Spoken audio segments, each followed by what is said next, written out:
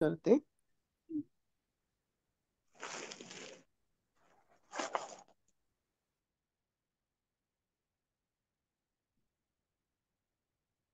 Tanuja Shitole madam, Hari बोल.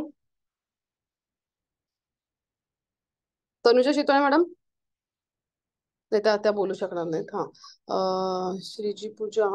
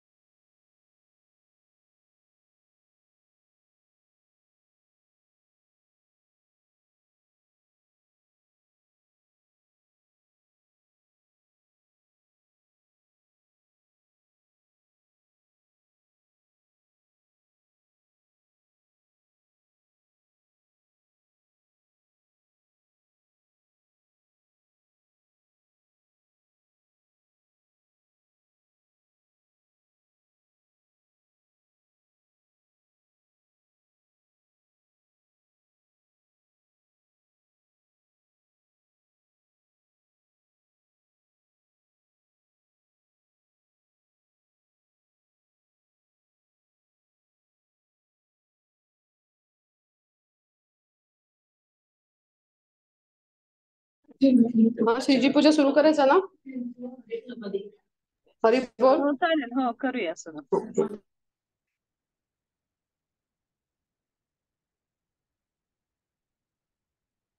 करू सुरू. हा, येस प्लीज. ओम अज्ञानतिमिरन्धस्य ज्ञानाञ्जनशलाकया चक्षुरुन्मिलितं येन तस्मै श्री गुरुवे नमः. नमः ॐ विष्णुपदाय कृष्णपृष्ठाय भूतले श्रीमते भक्तिवेदान्त स्वामिने इति नाम्ने. नमस्ते सरस्वती देवे गौरवाणी प्रचारिणे निर्विशेषा शून्यवादी पाश्चात्य देशतारिणे. नमो महावदन्याय कृष्ण प्रेम पदायते कृष्णाय कृष्ण चैतन्य नामे गौरत्विषे नमो नमः. नमो ब्राह्मण देवाय गो ब्राह्मण हिताय च जगद्विताय कृष्णाय गोविंदाय नमो नमः. जय श्री कृष्ण चैतन्य प्रभु नित्यानंद श्री अद्वैत गदाधर श्रीवासादि गौर भक्त वृंद. हरे कृष्णा कृष्णा कृष्णा हरे हरे, हरे राम राम राम हरे हरे. हरे कृष्णा कृष्णा कृष्णा हरे हरे, हरे राम राम राम हरे हरे. हरे कृष्णा कृष्णा कृष्णा हरे हरे, हरे राम राम राम हरे हरे. सर्व वैष्णवींच्या आजच्या सत्रामध्ये स्वागत आहे. तर आज माझ्याकडे सेवेसाठी आले 9व्या अध्यायातील श्लोक क्रमांक 3 हा आज आपण घेणार आहोत. तो असा आहे. अश्रद्धाना पुरुषा धर्मस्यास्य परंतप अप्राप्यमानी वर्तन्ते मृत्यू संसार वर्तनी. याचा अर्थ असा आहे की ज्यांची या भक्ती मार्गावरती श्रद्धा नाही त्यांना माझी प्राप्ती होऊ शकत नाही, म्हणून या भौतिक जगतामध्ये जन्म मृत्यूच्या मार्गावरती पुनरागमन होते. आता आजचा श्लोक हा खूप म्हणजे महत्वाचा आहे, कारण हा श्लोक पूर्णतः श्रद्धेवरती अवलंबून आहे. तर आपली कशा पद्धतीने ही श्रद्धा आहे त्याच्यावरती अवलंबून आहे. तर मी नेमकं आज बाहेर आले, तर थोडस काही डिस्टर्बन्स झालं तर कृपा माफी असावी. तर सुरुवातीला जो श्रद्धा आहे ती श्रद्धा कशी कोमल श्रद्धा असू शकते, म्हणजे श्रद्धा आणि श्रद्धा ही दृढ सुद्धा असू शकते. आता आपल्याला पाहायचंय की जी श्रद्धा आहे त्याच्यामध्ये की दैनंदिन जीवनामध्ये सुद्धा आपण जी श्रद्धा घेतो, दैनंदिन जीवनामध्ये जसं की आपण पाहतो की कोणाकोणावरती आपली खूप श्रद्धा असते, म्हणजे काही डोळे झाकून आपण त्यांच्यावरती विश्वास ठेवतो. तर आपण एखादा रेल्वेमध्ये प्रवासासाठी गेलो तर रेल्वेमध्ये सुद्धा बघा की कोणी आपण गेलोय का कधी की हा जो रेल्वे आहे तो कोण चालवतो, कधी आपण तो ड्रायव्हरचा चेहरा कधी बघितलाय का? तर तो कसा चालवतोय, त्यांनी ट्रेनिंग व्यवस्थित केलंय का, किंवा त्यांनी त्याचं व्यवस्थित मॅनेजमेंट तिथं आहे का? कधी आपण विचारपूस करतो की नाही, आपण फक्त आपल्याला बोगी क्रमांक कोणता मिळालाय त्याच्यावरती आपण हे ठेवतो आणि लगेचच आपण गाडीमध्ये बसतो आणि कोणतंही पाहत नाही की ड्रायव्हर कोण आहे, काय कधीच नाही. ही आपली श्रद्धा आहे की कारण तो व्यवस्थित गाडी चालवणार आहे, ही आपली श्रद्धा आहे. तर दुसरी गोष्ट म्हणजे आपलं जे रेल्वे असते, रेल्वेचं झालं तर मग बाकीचं म्हणजे एक समजा एक जेंट्स लोकांचंच बघा की ते न्हाव्याच्या ह्याच्याकडे पूर्ण सरेंडर होतात, म्हणजे त्याच्या हातामध्ये मान देतात. म्हणजे काय त्याला तो इतकी श्रद्धा आहे की त्याच्यावरती आपण कोणत्याही गोष्टीमध्ये हे करत नाही की त्याच्या तो खाली बघ बघ म्हटलं खाली बघणार, वर बघ म्हटल्यावरती वर बघणार, म्हणजे पूर्ण मान त्याच्या ताब्यामध्ये, पूर्ण शरणागती त्याच्यावरती आपण ठेवतो. म्हणजे हे बघा की इतकी आपण ह्या अपरिचित अशा न्हाव्यावरती सुद्धा आपली तेवढी श्रद्धा आहे. तर मग मला सांगायचा मुद्दा असा आहे की मग आपली श्रद्धा गुरुशास्त्र साधूंवरती का नसावी किंवा आपल्या ग्रंथांवरती का नसावी? आपली श्रद्धा म्हणजे ती ती श्रद्धा तितकी महत्वाची आहे आपली, कारण ही श्रद्धेवरतीच आपली भक्ती विसंबून आहे. कारण बघा की आपल्या जे श्रद्धा आहे की जे भक्ती मार्ग आहे तो कनिष्ठ, उत्तम आणि मध्यम अशा 3 प्रकारामध्ये आहे. तर त्याच्यामध्ये बघा की कनिष्ठ जो अधिकारी आहे, कनिष्ठ अधिकारी ह्या सगळ्या ज्या श्रद्धा आहेत त्या श्रद्धेवरती अवलंबून आहेत, किती श्रद्धा आहे त्याच्यावरती विसंबून आहे. आता हा कनिष्ठ अधिकारी आहे ना, त्याची भगवंतावरती खूप अपार श्रद्धा असते. मात्र काय असतं त्याचं आपल्या जे साधक लोक आहेत किंवा जे भक्त आहेत त्यांच्यावरती तितकीशी श्रद्धा नसते त्यांची. आणि जो उत्तम अधिकारी ना त्याची भक्तांवरतीही श्रद्धा असते आणि भगवंतावरती श्रद्धा असते. परंतु कसं आहे की तो शिवाय त्याला ह्या सगळ्या शास्त्रांवरती श्रद्धा असून तो भक्ती मार्गाचा प्रचार करण्याची सुद्धा त्याची पात्र असतो. तो तसा तो भक्ती मार्गाच्या प्रचारासाठी प्रयत्न करत असतो. आणि जो उत्तम अधिकारी आहे ना तर त्याची लेवल अशी बघा की त्याला नुसतं पाहिलं त्याच्या दर्शनाने सुद्धा लोक काय होतात, भक्त होत असतात. म्हणजे इतकी त्यांच्यावरती पॉवर असते. म्हणजे जसं श्रील प्रभुपाद सुद्धा बघा की त्यांनी नुसतं वयाच्या किती त्यांच्या 70व्या वर्षी ते गेले आणि काय त्यांनी म्हणजे सगळ्या काही त्यांनी इतकं काही त्यांनी क्रांती आणली बघा. इतकं वयस्कर वृद्ध लोक सुद्धा म्हणजे इतके असताना सुद्धा ते एवढे वयोवृद्ध असताना सुद्धा त्यांनी फक्त त्यांच्या दर्शनासाठी सुद्धा दर्शनात तिथे कृष्ण कोणी माहित होता का त्यांना लोकांना, किंवा हे काय कोणत्याही गोष्टी माहित नसताना सुद्धा लोकांनी फक्त त्यांच्यावरती श्रद्धा ठेवली आणि त्यांच्या शब्दांवरती त्यांच्यावरती विश्वास ठेवून त्यांनी भक्ती मार्गाचा त्यांनी अवलंब केला. तर आपल्याला तरी भारत भूमीमध्ये लहानपणापासून माहिती असतं की कृष्ण कोण आहेत, राम कोण आहेत, ह्या सगळ्या गोष्टींचं ज्ञान आपल्याला नॅचरली असतं. पण त्यांना त्या गोष्टी माहिती नसताना सुद्धा एका अपरिशब्द, कृष्ण हा अपरिशब्द आहे त्यांच्यासाठी, तरी सुद्धा तेवढी श्रद्धा कोणामुळे ठेवली त्यांनी? श्रील प्रभुपादांच्या शब्दांवरती त्यांचा विश्वास होता, म्हणून श्रद्धा होती, म्हणून ते भक्ती मार्गामध्ये अग्रेसर इतके हायर लेवलचे भक्त ते होऊ शकले. आता की ही श्रद्धा जी आहे की आपली काहींची श्रद्धा कशी असते की श्रद्धा की अंधश्रद्धा, म्हणजे अंधश्रद्धा म्हणजे की कशी आंधळी श्रद्धा असते त्यांची. आंधळी म्हणजे कसं की त्यांचे सगळे डावाडोल असतात. ते म्हणजे की म्हणतात अरे तिकडे एक पीर बाबा आहेत, त्यांच्या नुसतं त्यांनी आशीर्वाद दिला, त्यांनी हे केलं, त्यांची नजर जरी पडली ना त्या पीर बाबांची तरी सुद्धा तुमचं जे पाहिजे ना ते काम होणार. तुम्हाला कोणतं टेंडर पास होत नसल, तुमचं मुलीचं लग्न जमत नसल, काही जर तुमच्या जीवनात प्रॉब्लेम असतील ते लगेच प्रॉब्लेम सॉल्व्ह करणार. मग तुम्ही लगेच तिकडे जाणार, त्या पीर बाबांकडे जाणार. मग ते म्हणणार की इकडची देवी आहे ना ती नवसाला पावणारी देवी, की तुम्ही त्याला ना एवढा एवढा नवस करा तुमचं काम होणारच. मग तो तिकडे जाणार. म्हणजे सोमवार, मंगळवार, बुधवार, गुरुवार, शुक्रवार आठवड्यातला एक पण वार सोडणार नाही. सगळ्या वारामध्ये प्रत्येकाची भक्ती करत राहणार. म्हणजे ही आहे कशी की आंधळी श्रद्धा, की प्रत्येक वेळी बदलणारी श्रद्धा ही. त्याच्यामुळे ही श्रद्धा कायम टिकत नाही कोणत्या गोष्टीला. म्हणजे ती भक्ती नाहीये. भक्ती फक्त आपल्याला भगवंतांची करता येते, भगवान श्रीकृष्णांची भक्ती आपल्याला करता येते. भक्ती बाकीच्या कोणत्याही देवी देवतांना भक्ती म्हणायचं नाहीये आपल्याला तिथे, आणि तिथे फक्त भगवंतांच्या भक्तीलाच आपल्याला भक्ती म्हणायची. आता इथे बघा की शास्त्रांवरती श्रद्धा किंवा गुरूंवरती श्रद्धा, साधूंवरती श्रद्धा ही खरी श्रद्धा आहे आपली. आणि ह्या श्रद्धेला आपण दृढ निश्चयी आणि त्याला चिटकून राहायचंय, आपल्याला शरणागत राहायचंय. आता वैज्ञानिक लोक काय करतात, शोध लावतात. हे सुद्धा बघा की तुम्ही वैज्ञानिक लोकांचा किती शोध आहे. त्यांना एवढे शोध लावला की आपल्या शरीरांना, म्हणजे आपण किती काही अशी उपकरणं त्यांनी काढली की आपण कसं आरामशीर राहू शकतो आणि आपलं जीवन व्यापन करू शकतो, असं काही त्यांनी शोध लावले. अगदी त्यांनी चंद्रावर सुद्धा गेले. आणि आता तर काय, त्यांचा चंद्रावरचा प्रवास बघा की तिथे सुद्धा असं सुरू केलंय की तिथे प्लॉटिंग सुरू केलंय की तुम्हाला जर तिथं सुद्धा प्लॉट घ्यायचा असेल तर आत्ताच बुकिंग करा. आणि केलंय ना लोकांनी, एवढ्या लोकांनी तिथं प्लॉटिंग करून आपलं स्वतःचं प्लॉट बुक करून ठेवलाय. पैसे भरलेत त्यांनी, म्हणजे ज्यांच्याकडे पैसा आहे त्यांनी तसं केलेलं आहे. म्हणजे बघा की ही जी यात्रा आहे, हे यात्रा बाह्य यात्रा आहे. म्हणजे तुम्ही चंद्रावरती जा, दुसऱ्या परदेशात जा, किंवा तुम्ही जन्म मृत्यूचा हा प्रवास, स्वर्गात प्रवास करा, नरकामध्ये प्रवास करा, 84 कोटी फेऱ्यामध्ये प्रवास करा. म्हणजे हा सगळा प्रवास कसा आहे आपला चालू आहे की बाह्य प्रवास चालू आहे. म्हणजे आपल्याला आहे ना आंतरिक प्रवास आपल्याला करणे गरजेचे आहे, की आंतरिक प्रवास हा आपला इथे थांबलं पाहिजे. आपण आता म्हणजे हा बाह्य प्रवास आपला आता थांबायला पाहिजे. आणि ह्याच्यासाठी आपल्याला आंतरिक प्रवास आपल्याला सुरू करायचा आहे. म्हणजे याच जन्मामध्ये आपण जर आपला आंतरिक प्रवास सुरू केला ना, तर आपण आहे ना खऱ्या अर्थाने आपला प्रवास बंद करू शकतो, बाह्य प्रवास. तर मग आता आंतरिक प्रवास कसा करायचा की आपल्याला कळलं पाहिजे की आपण आहे ना, आपण हे शरीर नसून आहे ना आपण आत्मा आहोत.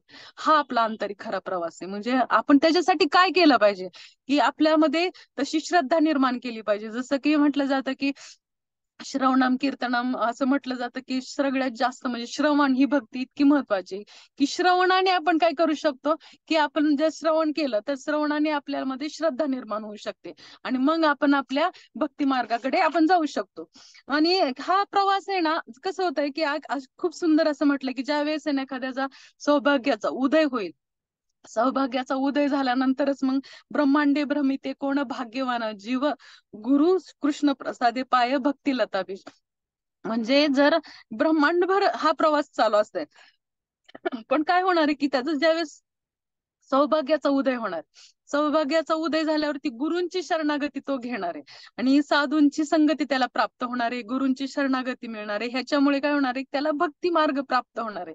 म्हणजे एखादा जीव असा दुर्लभ आहे की जो भक्ती मार्गाचा अवलंबन करतो. बघा ना की आता किती लोक आहेत आपल्या ह्याच्यामध्ये, नुसतं बारामतीमध्ये बघा किती लोक आहेत, हजारो लोक इथे बारामतीत आहेत. आणि आपल्या झूम मध्ये आता किती लोक आहेत, 23 लोक आहेत. म्हणजे बघा की हे शेवटी की किती श्रद्धा आहे. आणि त्या श्रद्धेने इतके लोक येणार आहेत का की 0.% लोक फक्त भक्ती मार्गामध्ये असतात, 0.% आणि 99% पॉईंट म्हणजे ह्याच्यामध्ये 99 मध्ये काही पर्सेंटेज फक्त भक्त असू सहज मनुष्याना सहस्रेषु, म्हणजे एवढ्या हजारो ह्याच्या जन्मानंतर आपल्याला एक माणसाचं शरीर प्राप्त होतं. आणि ह्याच्यामध्ये पण त्याला श्रद्धा तितकी प्राप्त झाली पाहिजे.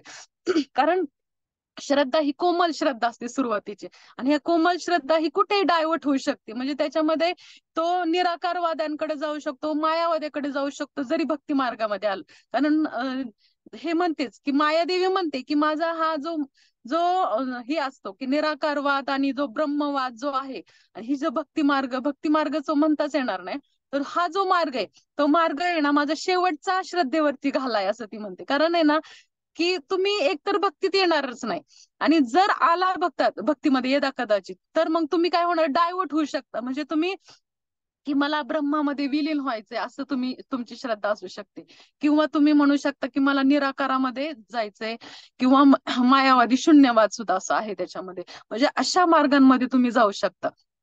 पण ज्यावेळेस तुम्ही भक्ती मार्गाला, खऱ्या अर्थाने भक्ती मार्गाला लागाल ना, त्यावेळेस तुमची खरी भक्ती, म्हणजे मी मनाचं सांगत नाही, तुम्ही 12व्या अध्यायातला श्लोक मय्यावेश मनोयमा हे सुद्धा वाचू शकता. की भगवंत प्रत्यक्ष म्हणतायत की अर्जुन विचारतोय की कोणती भक्ती श्रेष्ठ आहे, तर ते सांगतायत की तुम्ही जर सगुण रूप जी भक्ती आहे ती खरी श्रेष्ठ आहे. आणि करून ह्या मार्गांमध्ये ना खूप अडथळे आणि खूप कष्टांना सामोरे जायचंय, त्याच्यामुळे ही भक्ती मार्ग हा सगळ्यात श्रेष्ठ आहे. आता ह्याच्यामध्ये सुद्धा की श्रद्धा सुद्धा बघा की एक उदाहरण सांगायचंय मला, की जर एक हिरा असेल, तर हिरा कोणाला मिळाला याच्यावरती सुद्धा तो अवलंबून. एक हिरा असतो, मोठा हिरा, एक मणी, तो असा म्हणी असतो की तो वरून वाटत नाही की तो असा इतका मौल्यवान आहे म्हणून. आणि तो काय मुलांच्या हातामध्ये सापडतो. आता मुलांच्या हातामध्ये सापडल्यानंतर मुलगा काय म्हणतो, ते मुलं म्हणतात का रे वा किती सुंदर म्हणे, हा जो दगड आहे खूप सुंदर आहे. तर हा दगड की मी कशासाठी घेईल, खेळण्यासाठी घेणार दगड. मग एकमेकांना ते झेलना चेंडू सारखं झेलायला सुरुवात करतात आणि तो खेळासाठी ते वापरतात. तितक्यात काय होतं, ते एक ना धोबी येतो. आणि धोबी येतो, मग अरे पळा म्हणतो, हे दगड कशाला खेळताय म्हणलं, लागेल बिगेल द्या इकडं माझ्याकडे. आणि मग तो म्हणतो, अरे हा दगड आहे ना, मी माझ्या कपडे घासण्यासाठी खूप छान वापर करू शकतो. त्याला घासून जर झालं ना तर खूप छान हे होईल, त्याचा वापर होईल.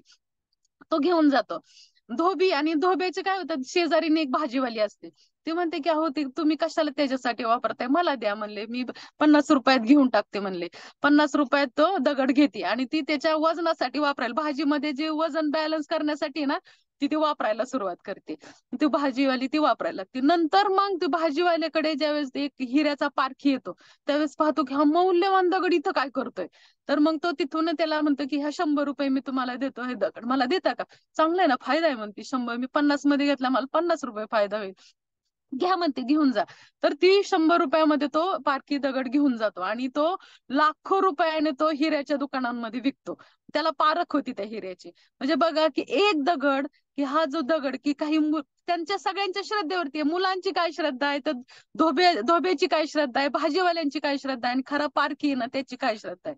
म्हणजे ह्या प्रकारे नजरेचा आणि त्या श्रद्धेचा बघा की त्यांना त्याचं मौल्य कळलं. त्या मौल्यमुळे तसंच आहे की आपण आहे ना, जर भक्ती मार्ग हा आपल्या श्रद्धेवरती, आपण हरिनाम जो घेतोय ते आपल्या हरिनाम सुद्धा आपल्या श्रद्धेवरती ते आपल्याला रिस्पॉन्स देत असतं. जसे आपण ज्या पद्धतीने आपण नाम घेतोय, त्या नामाचा आपण किती श्रद्धेने घेतोय त्या पद्धतीने आपल्याला ते आपल्याला हृदयामध्ये जात असतं नाम आपल्या. म्हणजे हे सगळं सगळं महत्वाचं आहे, ती श्रद्धेवरती अवलंबून आहे आपल्याला. आता याच्यामध्ये सुद्धा आपण सगळं असं म्हटलं जातं की भागवताचे जर केवळ श्रवण जरी केलं ना तरी सुद्धा प्रत्यक्ष भगवंत तुमच्या हृदयामध्ये प्रवेश करतील. हा हे सांगितलेलं आहे. पण बघा किती जण भागवत वाचतात, जे सगळ्यांना मग हा ही सुद्धा श्रद्धा आहे की आपल्याला किती लोकांना ह्या शब्दावरती श्रद्धा आहे की भागवताच्या फक्त श्रवण आणि हृदयामध्ये भगवंत प्रवेश करतात. मग जर सगळ्यांची जर श्रद्धा असते ना तर सगळे लोक काय करत रस्त्याने सुद्धा जिथं जातील ते भागवत घेऊन वाचत बसले असते की नाही, भगवंतांचा आपल्या हृदयामध्ये प्रवेश होईल असं वाक्य आहे. आणि भक्त सुद्धा नियमित भागवत श्रवण भक्तांनी सुद्धा केलं असतं. म्हणजे एक आहे ना, काय असतं की श्रद्धावरती ते एक भक्तांमध्ये सुद्धा कधी कमी जास्त, म्हणजे कारण भक्तांमध्ये एकसारखी लेवल नसते, कमी जास्त लेवलचे भक्त आपण आताच बघितलं त्या पद्धतीचे असतात. त्याच पद्धतीने श्रद्धा ही त्यांच्यामध्ये त्याच पद्धतीची असते. मग त्यामुळे की ही जी श्रद्धा आहे की भागवत श्रवणाने प्रवेश होतोय म्हटल्यावरती मग सगळ्यांनी भागवत श्रवण करायला सुरुवात केली असते ना. असं आहे की त्याच्यामुळे ह्या श्रद्धा सुद्धा तितकी महत्वाची. गेल्या वेळी सुद्धा एक उदाहरण तुम्हाला सांगितलं होतं की पार्वती माता आणि शंकरजींचं, म्हणजे गंगा मातेवरती लोकांची श्रद्धा म्हणजे किती आहे बघा ना, की बरेच जणांना असं वाटतं पाप मुक्त होते, पण मग पुन्हा पुन्हा ते स्नान करण्यासाठी येतात किंवा त्यांचा तितका विश्वास नसतो की आपल्याला पाप खरंच नष्ट होईल का. तर मग कशा पद्धतीने जो शिवजी म्हणतात की तुला परीक्षा बघायची आहे का, मग ते पाण्यामध्ये उडी मारतात शिवजी आणि म्हणतात मला वाचवा वाचवा. आणि पत्नी त्यांची काय म्हणते, पार्वती माता, ते त्यांनी गरीब असं कुटुंबातले एका गृहस्थांचं जीवन असं जगतायत आणि त्या पद्धतीने त्यांनी रूप धारण केलेलं असतं. आणि पार्वती म्हणत असते माता की अरे वाचवा, माझे पती बुडतायत. सगळे वाचवायला ते गंगा नदीकडे येतात आणि त्यांना वाचवायसाठी येतात. आणि मग वाचवायला आल्यानंतर काय म्हणतात की नाही नाही, वाचवून तेच आतमध्ये येऊ शकतात जे काय पाण्यामध्ये जे आत जे येतील ते समजा वाचवायला येतील, ज्यांचे पाप मुक्त असतील आणि ते गेले जर तरच त्यांना काय होती, तेच मला वाचवू शकतील आणि ते बुडतील. समजा ज्यांचे पाप जे खूप पापी असतील तर ते काय करतील, पाण्यामध्ये उडी मारल्या मारल्या काय करतील, ते उडी मारल्या मारल्या लगेचच काय होणार, ते बुडणार. पण जे पाप मुक्त असतील ते मात्र कधी बुडणार नाही. हे म्हटल्यावरती मात्र सगळे पाठीमागे झाले, नाही आम्ही तर काही ना काहीतरी पाप केलेलंच आहे.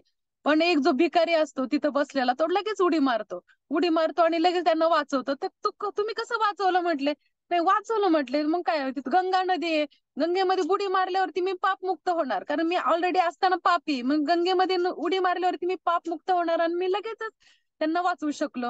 म्हणजे ही माझी म्हणजे मग त्यांना पार्वती माताला ते म्हणतात, शिवजी म्हणतात बघा याची श्रद्धा होती की याने हे श्रद्धेने हे धारण केलं होतं, श्रद्धा धारण केली होती, त्याच्यामुळे तो हे सगळं करू शकला. आता मला दुसरं उदाहरण असं सांगायचंय की शबरी मातेचं सुद्धा उदाहरण बघा, की शबरी मातेला सुद्धा काय होती, श्रद्धा होती शबरी मातेला, की आपण काय करणार आहे, की कशा ना कशा पद्धतीने, की आपल्या गुरूंनी सांगितलंय की भगवंत येतील, एक ना एक दिवस भगवंत येतील. भगवंत येतील, तर ते एक ना एक दिवस आल्यानंतर माझ्या दारी श्रीराम येणार हे आयुष्यभर तिला माहित असल्यामुळे गुरूंनी सांगितले म्हणल्यावर त्या श्रद्धेने ती रोज फुलं तोडायची, फळं काढायची, रस्ता सारून खायची, आणि हे सगळं तिचं रोजचं चालू होतं. एक ना एक दिवस येते आणि भगवंत नक्की येतील ह्या श्रद्धेने तिनं जीवन पूर्ण हे केलं, आणि एक दिवस भगवंत आले. म्हणजे ती श्रद्धा जर तिची तिथंही झाली असती तर तिने ते केलं असतं का? पण ती तीव्रता इतकी तिच्या श्रद्धेमध्ये होती. आता एक हे सुद्धा उदाहरण बघा, की एक गिर्यारोहणाचं सुद्धा एक मला खूप छान उदाहरण आठवलं, की गिर्यारोहक एक काही 7, 8, 10 गिर्यारोहक चाललेले असतात, आणि ते चाललेले असताना पूर्ण एक थंडीचेच दिवस असतात, आणि त्यांना खाली उतरता उतरता रात्र होते, आणि अचानकच रात्र झाल्यावर ते थोडी संध्याकाळ झालेली असते, आणि सगळे बाकीचे उतरून जातात, आणि हा एक जो गिर्यारोहक असतो त्याचा पाय घसरतो. पाय घसरल्यावरती डायरेक्ट तो खाली पडायला जात, पण त्यांची काय असते, दोरी बांधलेली असते, तर त्याच्यामुळे तो लटकता राहतो, आणि लटकता राहिल्यानंतर अंधार पडलेला असतो त्यावेळी मात्र, आणि अंधारात आता त्याला काहीच दिसत नसतं, आणि तो असं लटकून झालेला असतो, आणि लटकता लटकता काय होतं, की त्याला असं तो भगवंतांना खूप प्रार्थना करत असतो, भगवंता भगवंता कृपा करून मला वाचवा वाचवा म्हणून. आणि त्यावेळेस अचानक त्याच्या कानामध्ये असा आवाज येतो, की कानात असा आवाज आहे, की तू दोरी कापून टाक म्हणून.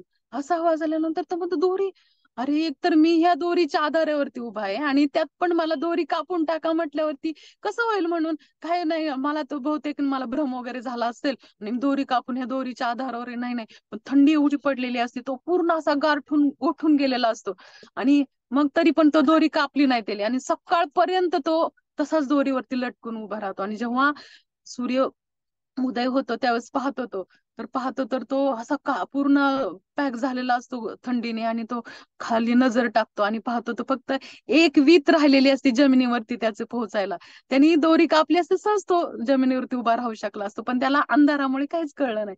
मग त्याची तेवढी श्रद्धा, भगवंतांना तो प्रार्थना करत होता, आणि भगवंतांनी त्याला उपाय पण सांगितला, पण त्यांची तेवढी श्रद्धा नव्हती की मी ते करू शकेल म्हणून. म्हणून की आपल्या जीवनामध्ये श्रद्धा ही फार महत्वाची, कारण आहे ना, भगवंत प्रत्यक्ष सांगतात की श्लोकामध्ये, की जर तुमची जर त्या मार्गावरती श्रद्धा नसेल तर ह्या भौतिक जगतामध्ये पुन्हा पुन्हा तुम्हाला जन्म मृत्यूच्या मार्गावरती तुमचं पुनरागमन होतच राहणार आहे. मग आता हे पुनरागमन होणार आहे, कारण काय होत आहे, की गर्भातलं हे जे दुःख आहे ना आपल्याला सतत भोगावं लागणार आहे, जर सतत सतत जर जन्म मृत्यू तुम्हाला घ्यावा लागला, कारण 84 कोटी जन्म घ्यायचेत आपल्याला, आणि तितके गर्भवास आपल्याला धारण करायचे, मग त्याच्यामुळे आपल्याला तितके जन्म जितके आपण घेणार आहेत ना, तितक्याच पद्धतीने आपल्याला तितकीच दुःख आपल्याला सुद्धा भोगावे लागणार आहेत. म्हणून पुनरपि जन्म पुनरपि मरणम पुनरपि जननी जठरे शयनम यह संसारे बहुदुस्तारी कृपया पारे ताही मुरारी म्हटलंय.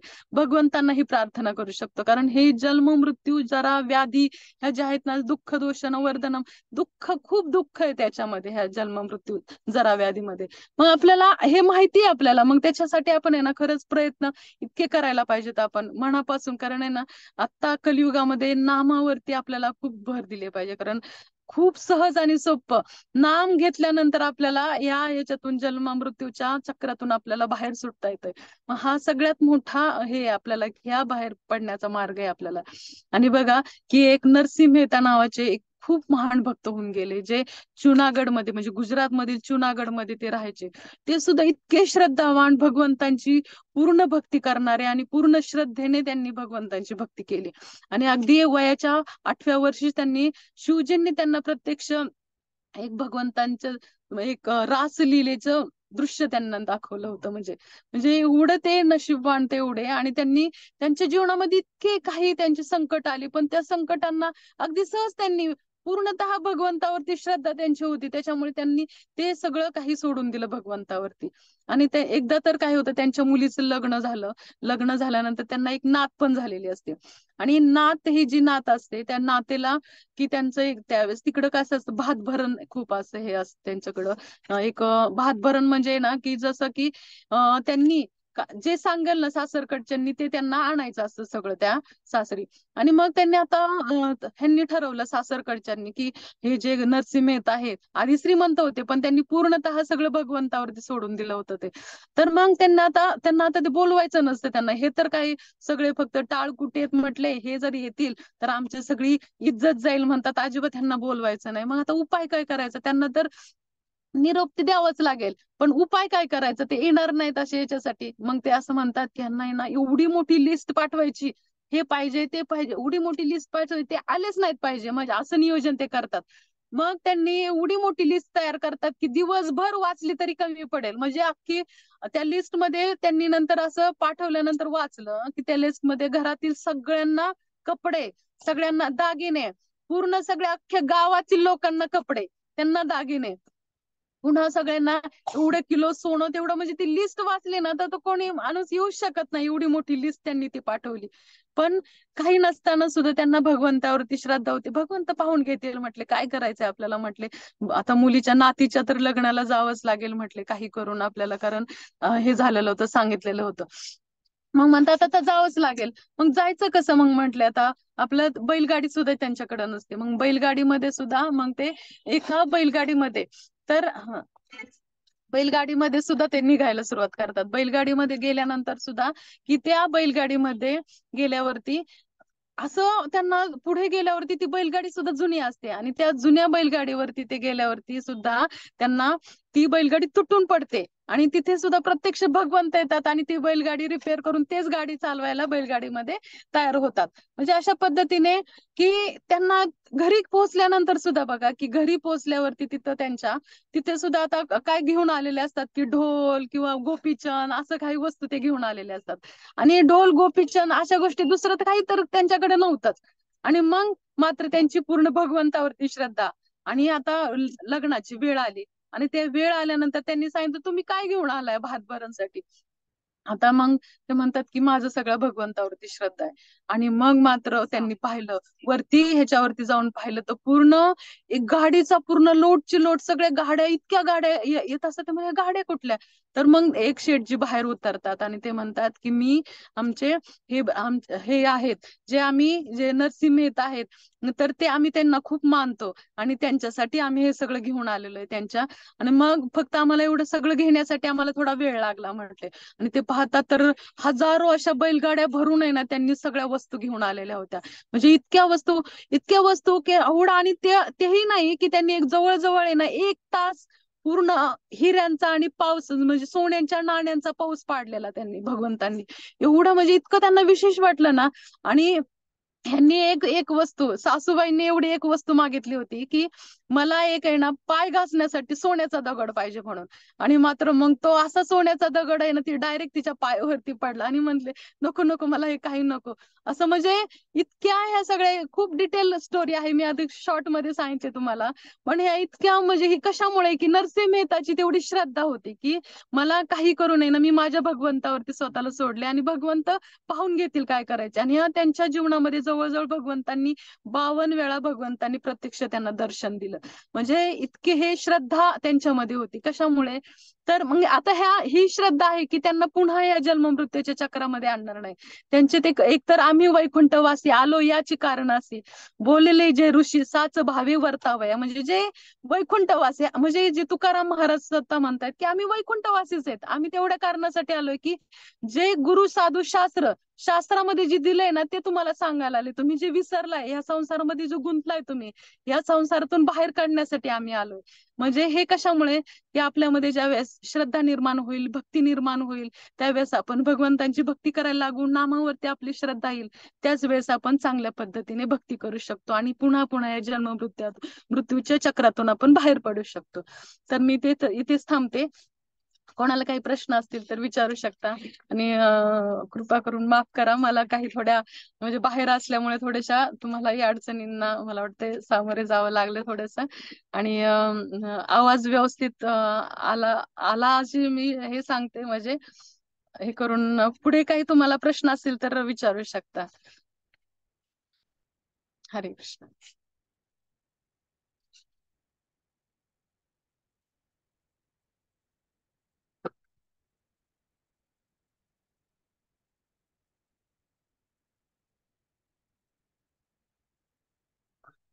होते का आता सेटिंग पण चेंज करायला हे नसते होते. चालेल मग थांबायचं का? मी थांबते मग इथे. हरे कृष्णा. थँक्यू. अनम्यूट करता येत नाही ना?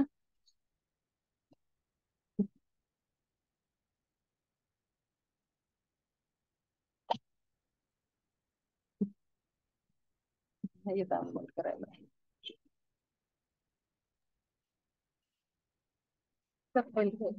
सगळ्यांना अनम्यूट करायचं.